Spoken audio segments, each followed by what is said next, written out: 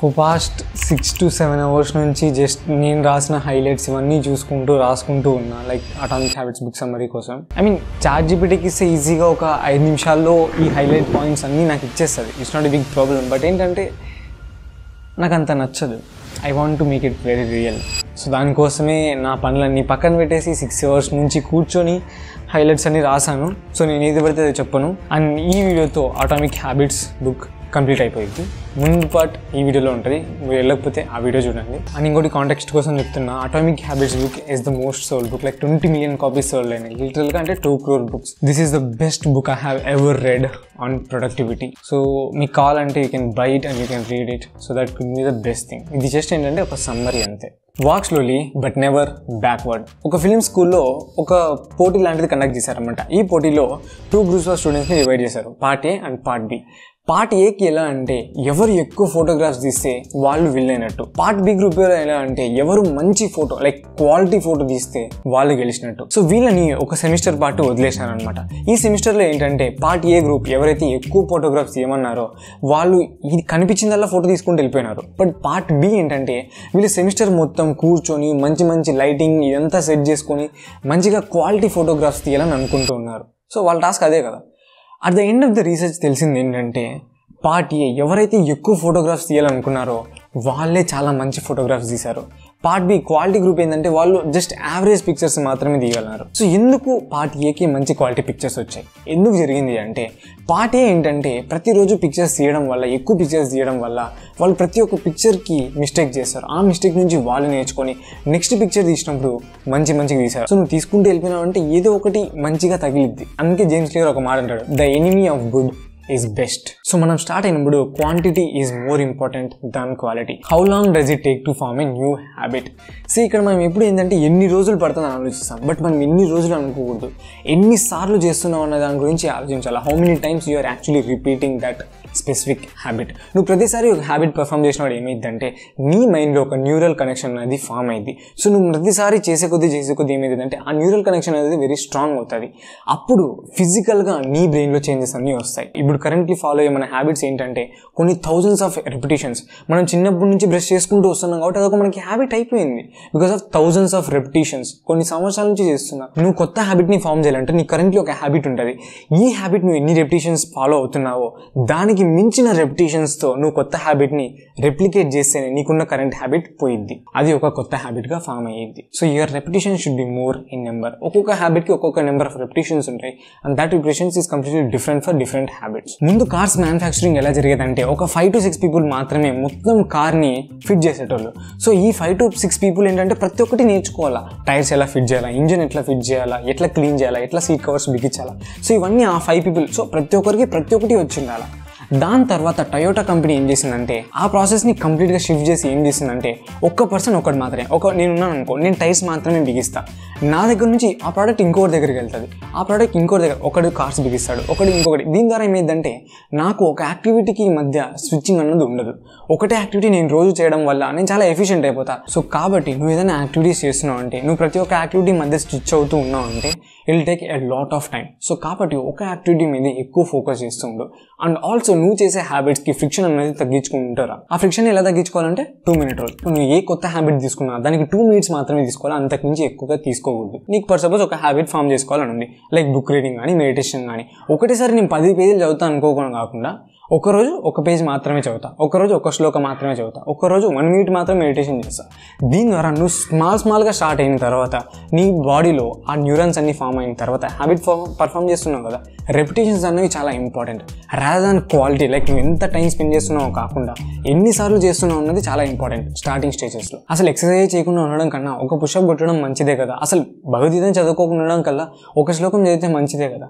So కాబట్టి start small. ఇక్కడ ఒక టేబుల్ ఉంది, నీకు వచ్చే ప్రతి యాక్టివిటీకి ఎలా స్మాల్గా స్టార్ట్ చేయొచ్చు అని ఈ టేబుల్లో డీటెయిల్డ్గా జేమ్స్ క్లియర్ పెడతాడు. నీకు కావాలంటే స్క్రీన్ షాట్ తీసుకో. ఈయన ఏం చేసినాడంటే జేమ్స్ క్లియర్ ఈ బుక్ రాసేటప్పుడు 3 years పట్టింది అటామిక్ హ్యాబిట్స్ బుక్ రాయడం. లైక్ చిన్న బుక్ అయితే కాదు, 300 pages ఉంటుంది ఈ బుక్. 3 yearsలో కన్సిస్టెంట్ ఉండడం చాలా ఈజీ కాదు. సో జేమ్స్ క్లియర్ ఏం చేసినాడంటే వీక్ డేస్ లైక్ మండే నుంచి ఫ్రైడే వరకు అతను సోషల్ మీడియా అకౌంట్స్ని, వాళ్ళ అకౌంటెంట్ ఆమె ఉంటుంది కదా, ఆమె పాస్వర్డ్ చేంజ్ చేసింది. మండే టు ఫ్రైడే ఈయన వర్క్ చేస్తేనే ఆమె ఈయనకి పాస్వర్డ్ చెప్తుంది, అప్పుడు ఈయన యూజ్ చేయగలుగుతాడు. సో మండే టు ఫ్రైడే ఈయన సోషల్ మీడియా అసలు యూజ్ చేసే ఛాన్సే ఉండదు, బికాస్ ఈయనకి పాస్వర్డ్ తెలియదు. దీని ద్వారా ఈయన ఎక్కువ ఫోకస్గా ఉండగలనా అని చెప్పేసి బుక్లో మెన్షన్ చేసినాడు. జేమ్స్ క్లియర్ ఒక రియాలిటీని చెప్తాడనమాట. ఏంటంటే మనకు హ్యాబిట్స్ అవసరం లే, మనకి హ్యాబిట్స్ నుంచి వచ్చే అవుట్కమ్స్ మనకి ఇంపార్టెంట్. ఫర్ సపోజ్ మనం ఎక్సర్సైజ్ ఎందుకు చేస్తాం? ఎక్సర్సైజ్ చేస్తే హెల్తీగా ఉంటాం, మనం ఆల్సో ఫిట్గా ఉంటాం. సో మనం హెల్తీగా ఉండడానికి ఎక్సర్సైజ్ చేస్తున్నాం, కానీ ఎక్సర్సైజ్ ఇంపార్టెంట్ కదా మనకి. So outcomes are very very important. And మనం హ్యాబిట్ ఎందుకు ఫామ్ అవ్వామంటే ఈ అవుట్కమ్స్ అన్నవి డిలే అయ్యిద్ది. నువ్వు ఒకరోజు జిమ్కి వెళ్ళినావు, ఒకరోజుకి 6 ప్యాక్ వచ్చేద్దా? సో రాదు, కాబట్టి నీ బ్రెయిన్ డిసప్పాయింట్మెంట్తో ఇంక పోవడం కూడా ఆపేస్తుంది. So these are delayed gratifications. So నువ్వు ఏదైనా కష్టమైన హ్యాబిట్ ఫామ్ చేస్తున్నప్పుడు attain a reward for that. So ఆ రివార్డ్ కోసమే నేను స్టార్ట్ చేస్తాను. ఇదంతా బాగానే ఉంది, కన్సిస్టెంట్గా ఫాలో అవ్వడం ఎలా? 1-3 డేస్ చేస్తాం, బట్ మిస్ అయిపోతాం కదా. సో దీనికి ఎలా? ఇక్కడ జేమ్స్ క్లియర్ ఏమంటాడంటే డోంట్ మిస్ ట్వైస్. ఒకరోజు ఎట్లా అయిపోతుంది అబ్బా, ఏదో ఒకరోజు మర్చిపోతావు. సో నువ్వు ఒక రూల్ పెట్టుకోవాలి ఏంటంటే 2 డేస్లో కంటిన్యూస్గా ఒక్కసారి కూడా మిస్ చేయనండి. ఫర్ సపోజ్ ఈరోజు మిస్ అయినా అనుకో, రేపు పక్కా చేయాల్సిందే. సో కంటిన్యూస్గా 2 డేస్ మాత్రం అస్సలు మిస్ అవ్వకూడదు. ఎందుకంటే కంటిన్యూస్గా నువ్వు 2 డేస్ మిస్ అయితే నీకు ఇంకా కొత్త హ్యాబిట్కి ఫామ్ అవ్వడానికి అది దారి తీస్తుంది. సో నువ్వు 2 డేస్ కంప్లీట్గా అసలు బ్రేక్ చేయకుండా ఉండకూడదు. అండ్ ఆల్సో బెస్ట్ థింగ్ ఏంటంటే హ్యాబిట్ ట్రాకర్. ఒక మనిషి ఏం చేసినాడంటే ఒక 30 మార్బుల్స్ తీసుకున్నాడు. ఆయన ఒక హ్యాబిట్ పర్ఫామ్ చేసిన ప్రతిసారి ఒక మార్బుల్ ఒక గ్లాస్ నుంచి ఇంకో గ్లాస్ తీసుకున్నాడు అనమాట. సో దీని ద్వారా ఏమైంది, ఇట్లా మార్బుల్స్ దీనిలో నుంచి దీనికి పోవడం వల్ల ఆయనకి ప్రోగ్రెస్ అనేది కనిపించింది.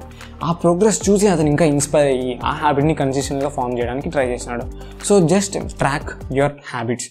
సో దీని ద్వారా ఏమవుతుందంటే నీకు విజువల్ క్యూ ఉంటుంది, లైక్ నువ్వు చూస్తున్నావు కాబట్టి నేను చెయ్యాలనే ఇంట్రెస్ట్ కూడా పెరిగింది. అండ్ ఆల్సో నీకు మోటివేషన్ వస్తుంది, ఆ స్ట్రీక్ని బ్రేక్ చేయకూడదు అనే మోటివేషన్ ఉంటుంది. అండ్ అదే కదా స్నాప్చాట్లో స్ట్రీక్ మనకు రోజు కనిపించడం వల్ల మనకి టైమర్ పట్టింది. నువ్వు స్ట్రీక్ పెట్టకపోతే టైమర్ పోతుంది అనగానే మనం స్నాప్ పెట్టేస్తాం. నార్మల్గా ఆ స్ట్రీక్ అవేం లేకపోతే మనం స్నాప్స్ రోజు పెట్టాం కదా. సో ఇట్లాంటి ఒక ట్రాకర్ ఉంటే మనం ఇట్లా హ్యాబిట్స్ కానీ స్నాప్స్ పెట్టడం కానీ చాలా ఈజీ అవుతుంది. ఇవన్నీ ట్రై చేస్తున్నాం బస్, అసలు ఏం వర్కౌట్ అవ్వట్లా అంటే ఇక్కడ జేమ్స్ క్లియర్ ఏమంటాడంటే behaviour changes when you give a punishment. ఇప్పుడు ఫర్ సపోజ్ మనం గవర్నమెంట్ హెల్మెట్ లేకుండా పోతే ఇంత ఫైన్, లేకపోతే స్పీడ్గా పోతే ఇంత ఫైన్ అని ఇవేం లేకపోతే హెల్మెట్స్ పెట్టుకోము కదా.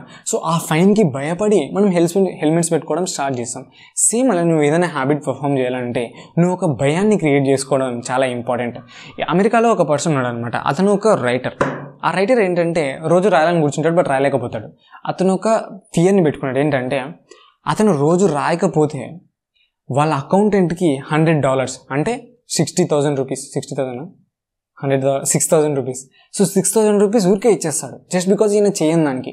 సో అతనికి ఎక్కడ 6,000 రూపీస్ ఇవ్వాలని చెప్పేసి ఈయన చేయడం స్టార్ట్ చేస్తాడు. సో ఇది ఒక భయం, అరే నేను చేయకపోతే మనకి 6,000 రూపీస్ ఇవ్వాలి. And most of the times మనం ఎందుకు హ్యాబిట్స్ పర్ఫామ్ చేయమంటే human brains loves challenge.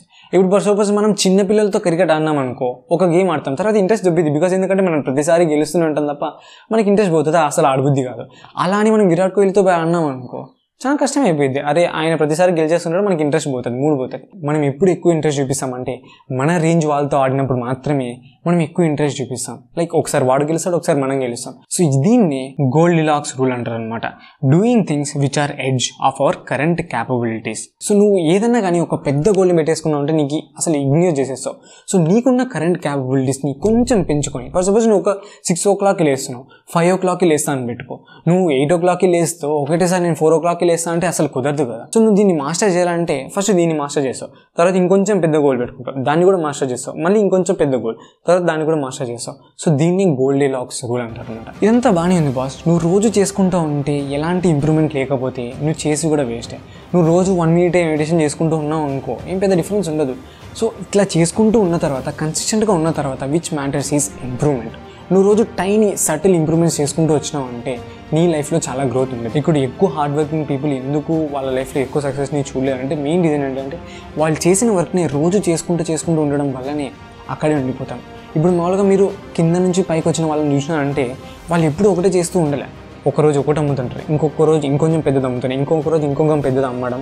So ఇట్లా వాళ్ళ లెవెల్ని పెంచుకుంటూ వచ్చాం అనమాట.